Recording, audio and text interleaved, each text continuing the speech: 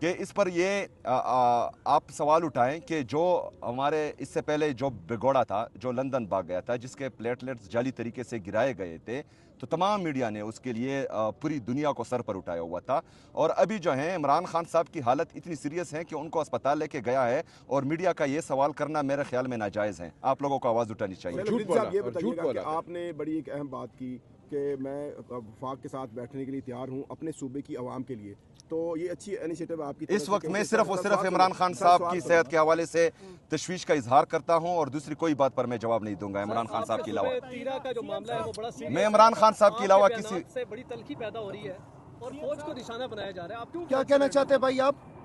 C M صاحب یہ بتائیے گا کہ آپ کا ہر چیز کا جو ملبہ ہوتا ہے موسٹلی صوبائی حکومت آپ کی وہ وفاقی حکومت پر ڈال دیتی، تو اس سے کیا مطلب ہے کہ آپ کی جو اپنی جو پرفارمنس ہے وہ تھینک یو جی.